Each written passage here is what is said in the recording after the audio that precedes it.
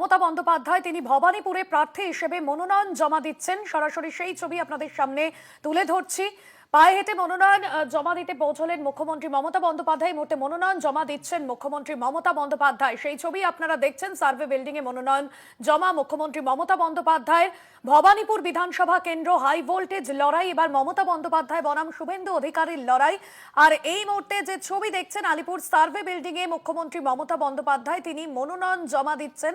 সরাসরি সেই ছবি আপনাদের সামনে তুলে ধরছি। মমতা বন্দ্যোপাধ্যায়ের মনোনয়নকে কেন্দ্র করে বেশ কিছুক্ষণ আগে সমর্থকদের মধ্যে উচ্ছ্বাসের ছবি নজরে আসছিল। সার্ভে বিল্ডিং চত্বরে সকাল থেকে নিরাপত্তা জোরদার করা হয়েছিল এবং মমতার মনোনয়ন ঘিরে সমর্থকদের মধ্যে উচ্ছ্বাসের ছবি বেশ কিছুক্ষণ আগে নজরে আসছিল। এই মুহূর্তে ভবানীপুরের প্রার্থী হিসেবে মনোনয়ন জমা দিচ্ছেন মমতা বন্দ্যোপাধ্যায়। ভবানীপুরে মমতা বন্দ্যোপাধ্যায় ঘাসতালুক এবং এই বিধানসভা কেন্দ্রে এবার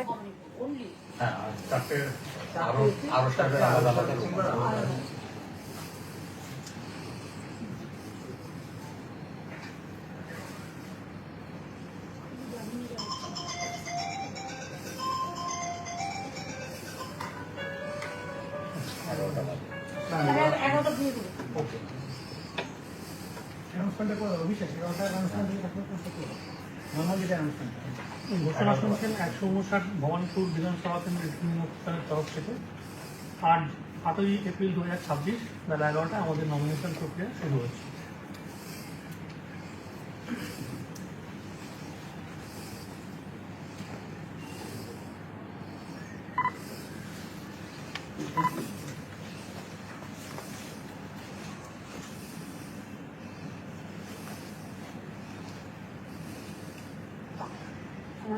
আরম্ভ খানাপুর দিতে হবে, তারপরে বরাবর করল, তারপরে শ্রীরামপুর।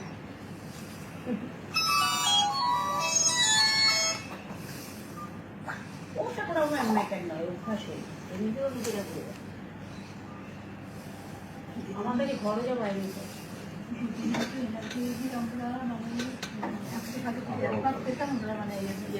তোমাদের এনার্জি আছে।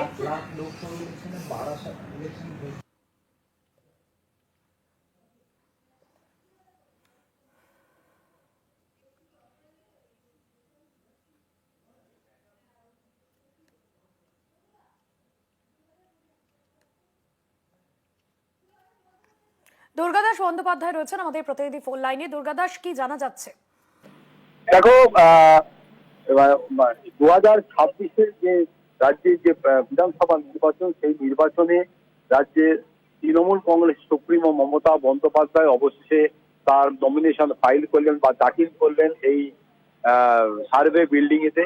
এবং গোপালনগরের যে মুখ বা যে ক্রসিং, সেই গোপালনগরের ক্রসিং এ এই মুহূর্তে ছোট বড় মাঝারি থেকে শুরু করে একাধিক নেতা কর্মী, সহযোদ্ধা থেকে শুরু করে তৃণমূল কংগ্রেসের মহিলা বাহিনী থেকে শুরু করে তারা এই মুহূর্তে শঙ্খধ্বনি, উলুধ্বনি এবং স্লোগান কাউন্টিং করছেন। এবং সব থেকে বড় কথা যে তার সঙ্গে এসছেন ফিরহাদ হাকিম থেকে শুরু করে একাধিক বিভিন্ন ধর্মীয় যে প্রতিনিধিরা। তার কারণ তুমি জানো যে মুখ্যমন্ত্রী মমতা বন্দ্যোপাধ্যায় বরাবরই এ রাজ্যে সাম্প্রদায়িক সম্প্রীতির বার্তা দিয়ে থাকেন এবং তিনি যখন নমিনেশন ফাইল করতে যাচ্ছেন 2026-এ, সেক্ষেত্রেও তিনি যে তার ব্যতিক্রম নন, তিনি যে বরাবরই ব্যতিক্রমী মুখ, ব্যতিক্রমী একজন চরিত্র, সেটা বজায় রাখতেই তিনি কিন্তু নেতা কর্মীর থেকেও কিন্তু সর্বধর্মের প্রতিনিধিদের নিয়ে যাওয়াটাকেই বেশি প্রাধান্য দিয়েছেন। এবং ফিরহাদ হাকিম থেকে ফিরহাদ হাকিমের কন্যা, তার স্ত্রী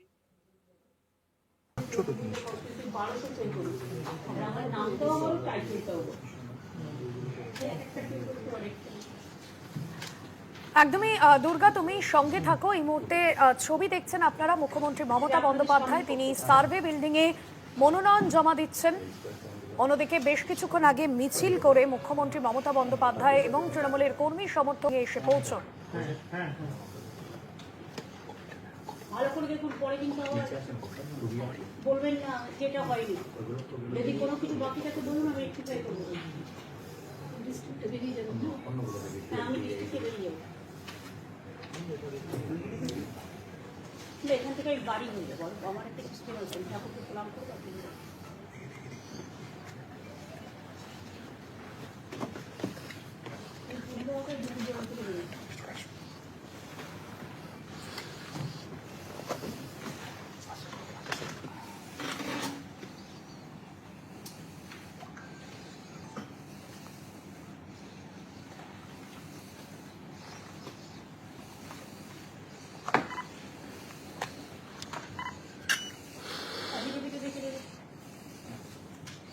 সবই দেয়।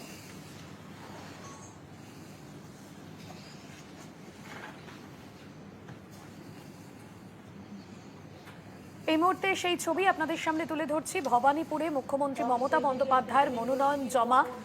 বেশ কিছুক্ষণ আগে সার্ভে বিল্ডিং এ আসেন মুখ্যমন্ত্রী মমতা বন্দ্যোপাধ্যায় এবং সেখানেই মনোনয়ন জমার যে যাবতীয় প্রস্তুতি সকাল থেকে চলছিল, মনোনয়ন জমাকে কেন্দ্র করে তৃণমূল কর্মী সমর্থকদের মধ্যে উচ্ছ্বাস দেখা গিয়েছে। ভবানীপুর বিধানসভা কেন্দ্র রাজ্য রাজনীতির অত্যন্ত গুরুত্বপূর্ণ হাই ভোল্টেজ কেন্দ্র, যেখানে মুখ্যমন্ত্রী মমতা বন্দ্যোপাধ্যায়ের বিপক্ষে বিজেপি প্রার্থী শুভেন্দু অধিকারী। দুর্গাদাস বন্দ্যোপাধ্যায় রয়েছেন আমাদের সঙ্গে ফোন লাইনে। দুর্গাদাস, মনোনয়ন জমা দিচ্ছেন মুখ্যমন্ত্রী এবং সেই জায়গা থেকে এবারের যে বিধানসভা নির্বাচন ভবানীপুরে, সেখানে কার্যত হাড্ডাহাড্ডি লড়াই শুভেন্দু অধিকারী বনাম মমতা বন্দ্যোপাধ্যায়। দেখো, এটা ঠিকই যে এটা শুধুমাত্র এই রাজ্যবাসীর নয়, সারা ভারতবর্ষের মানুষের চোখ কিন্তু রয়েছে ভবানীপুর কেন্দ্রের দিকে। তার কারণ তুমি জানো, 2026-এ একদিকে মমতা বন্দ্যোপাধ্যায় যেখানে ভবানীপুরে নিজের গড়কে অক্ষুণ্ণ রাখার লক্ষ্যে এবং তার মার্জিন আরো কতটা বাড়ানো যায় সেই লক্ষ্যে তিনি নমিনেশন ফাইল করলেন বা প্রচারে নেমেছেন, ইতিমধ্যে তার দল নেমেছে। অন্যদিকে শুভেন্দু অধিকারী রাজ্যের বিরোধী দলনেতা, তিনি নন্দীগ্রামের পাশাপাশি দ্বিতীয় কেন্দ্র হিসাবে ভবানীপুর কেন্দ্রেও নমিনেশন ফাইল করেছেন এবং তিনি চাইছেন যে একটা বিগত দিনে যেমন নন্দীগ্রামে মমতা বন্দ্যোপাধ্যায়কে পরাজিত করেছেন, তাই সেখানে দাঁড়িয়ে তিনি ভবানীপুর কেন্দ্রেও এবার মমতা বন্দ্যোপাধ্যায়কে পরাজিত করবেন।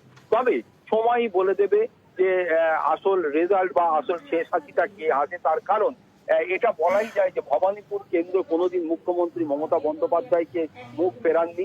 সেখানকার মানুষজনের আশা ভরসা সবই প্রায় অটুট রয়েছে এই মুহূর্তে এবং বিগত দিনে এ রাজ্যে সরকার থেকে শুরু করে কলকাতা পুরসভা ফিরহাদ হাকিমের নেতৃত্বে যেভাবে প্রতিটা মানুষের দরজায় দরজায় পুরো পরিষেবাকে পৌঁছে দিয়েছে, মানুষের বিভিন্ন সুখ দুঃখের সাথী হয়েছে, সেই রকম একটি জায়গা থেকে মমতা বন্দ্যোপাধ্যায়ের মার্জিন কি হবে সেই দিকেই বরঞ্চ তাকিয়ে রয়েছে তৃণমূল কংগ্রেস দলের নেতা কর্মীরা। তার কারণ তারা মনে করে যে ভবানীপুর কেন্দ্রে কোনো বাইরের কেউ এখানে এসে খাতা খুলতে পারবে না মমতা বন্দ্যোপাধ্যায়ের বিরুদ্ধে।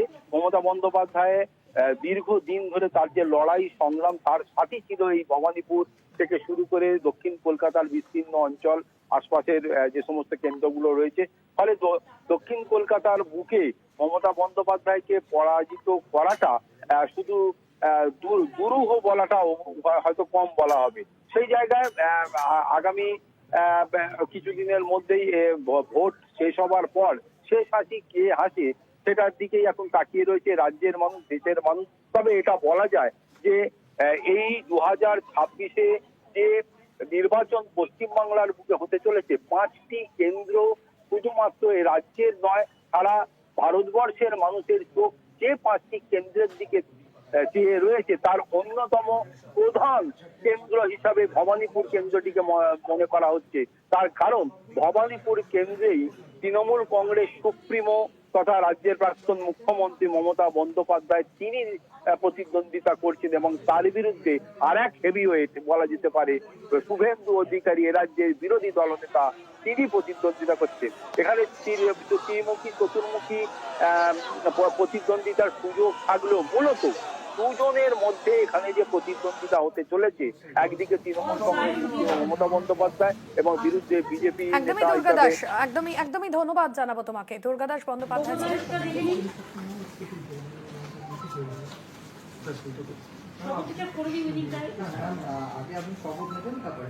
ঠিক আছে, ওদেরগুলো দেখতে থাকুন ততক্ষণ শপথটা করবি।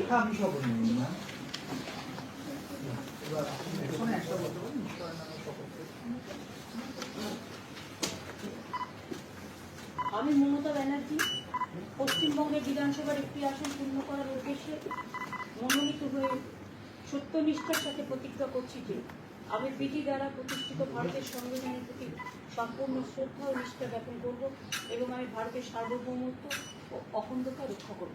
মমতা ব্যানার্জি। এবার সইটা করি এখানে। হ্যাঁ দরকার নেই। আর আমরা করব না, ওটা ম্যাডাম নামটা লিখুন। এখানে আপনার নামটা লিখে দিন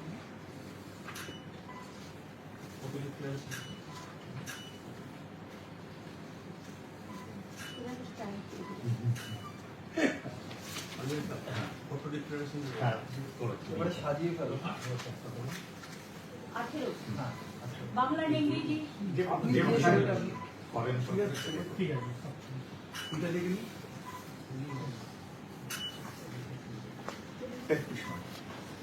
ওটা তো চারটে যেহেতু জমা দেবেন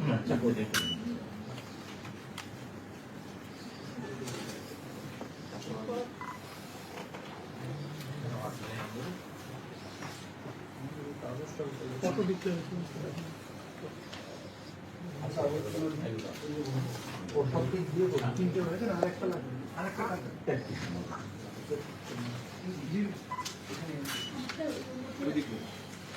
চারটে জমা হয়ে গেছে হ্যাঁ চারটে জমা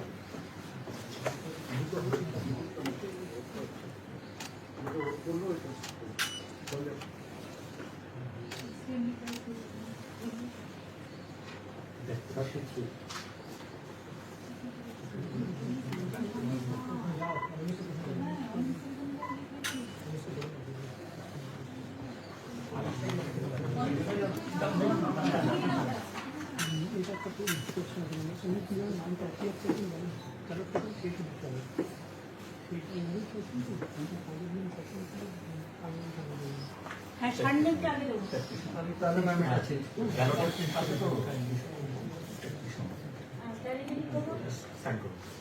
না ব্যালট ব্যালটটা ম্যাম এটা হচ্ছে যে আপনি ব্যালট পেপার আপনার ব্যালট পেপারে এইভাবে নাম চাইছেন নাকি ব্যানার্জি ব্যানার্জি নেই ম্যাডাম তাহলে এটা সই করলে আমরা বাকিটা আমরা বাকিটা আমরা করবো অমিতটা করে দিই এটাকে আমাদের রাখছেন আমরা এখানে আছি আপনারা করে না অমিত কোনো টাইটেল আগে দেবো মমতা ব্যানার্জি থাকবে তাহলে ঠিক আছে তাহলে একটা সিগনেচার লাগবে না এটা ম্যাডামের করা কমপ্লিট করা দেখছেন সেই ছবি, মনোনয়ন জমা দিলেন মুখ্যমন্ত্রী মমতা বন্দ্যোপাধ্যায়। এখানে গতবার বিধানসভা উপনির্বাচনে মুখ্যমন্ত্রী ভবানীপুর বিধানসভা কেন্দ্র থেকে বিজেপি প্রার্থীর থেকে প্রায় 58,000 ভোটে জয়ী হয়েছিলেন। তবে সেবার বিজেপি প্রার্থী ছিলেন প্রিয়াঙ্কা টেবরিওয়াল। এবার শুভেন্দু অধিকারী আচ্ছা তাহলে বিজেপি প্রার্থী হিসেবে লড়ছেন ভবানীপুর বিধানসভা কেন্দ্র থেকে। ম্যাম আমার আর এই মুহূর্তে মুখ্যমন্ত্রী তিনি মনোনয়ন জমা দিলেন এবং এরপর মুখ্যমন্ত্রীর সভাও রয়েছে হুগলিতে। আচ্ছা আচ্ছা ওই জন্য তাহলে এটা পার্টি হিসেবে হয় না আমরা পড়ে রেখেছি ন্যাশনাল পার্টি তারপর স্টেটের তার পার্টি নামে কি যায় আসে কোনো যায় আসে না মানে পার্টি হিসেবেও নামের যা আছে সেটা সেরকমভাবে ব্যালটগুলো সাজাবে পার্টি হিসেবে অ্যালফাবেটিক্যালি তাহলে আমার পার্টি ফার্স্ট আর পেয়ার হয়েছে না ওই ন্যাশনাল তারপর স্টেট রিকগনাইজ ঠিক আছে ম্যাম এটা নিন ঠিক আছে। এটা আপনাকে আমাকে অফিসিয়ালি আপনাকে হ্যান্ড হ্যান্ড ওভার ভালো তো দাদা একটু 11টা বাজে থ্যাংক ইউ সো মাচ